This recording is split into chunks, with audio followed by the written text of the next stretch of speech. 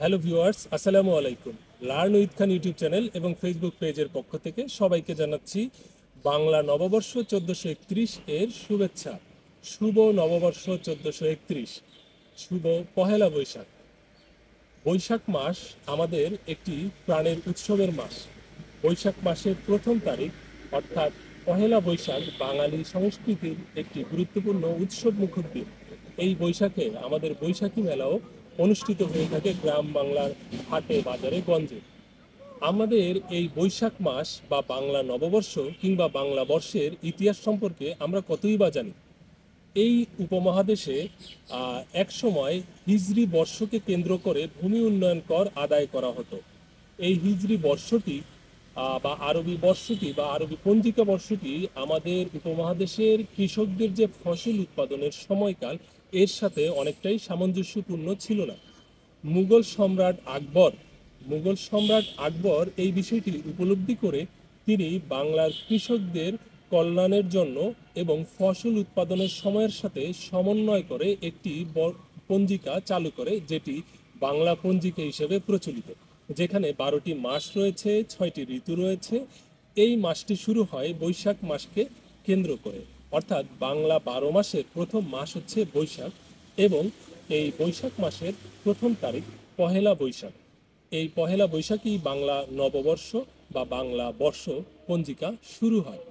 আমাদের ভূমি উন্নয়ন কর আদায়টিও খেয়াল করে দেখবেন বাংলা বর্ষকে কেন্দ্র করে হয়। আগে ছিল 1430, এখন আজ থেকে শুরু হয়েছে 1431।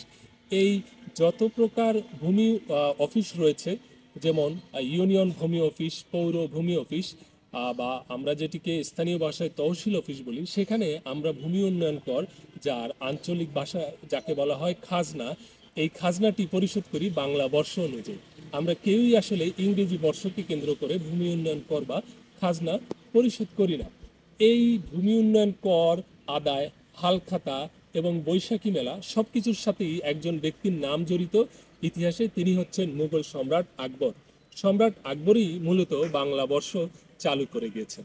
তা মাঝে মাঝে একটি বিষয় আমরা খেয়াল করে দেখতে পারি, নবান্ন উৎসব, পহেলা বৈশাখ, চৈত্র সংক্রান্তি, এই সব কিছুই আসলে বাংলা পঞ্জিকা বর্ষের সাথেই জড়িত বিষয়। আমরা আমাদের এই বাঙালি সংস্কৃতির গুরুত্বপূর্ণ উৎসব পহেলা বৈশাখ যেমন উদযাপন করব, পাশাপাশি নতুন বছরে কে আমরা স্বাগত জানাবো এবং অতীতের সকল রাগ, ক্ষোভ, অভিমান ভুলে গিয়ে আমরা নতুন বছরটিকে বরণ করে নিব, একে অপরের কল্যাণ কামনা করব। সর্বোপরি আমাদের বাঙালি সংস্কৃতিকে টিকিয়ে রাখার জন্য, বাঙালি সংস্কৃতির প্রাণ যাতে চিরঞ্জীব হয়, সেজন্য আমরা যার যার স্থান থেকে চেষ্টা করব। Learn with Khan YouTube channel এবং লার্ন উইথ খান ফেসবুক পেজের পক্ষ থেকে আমি রাজীব খান সবাইকে আবারও জানাচ্ছি শুভ নববর্ষ 1431।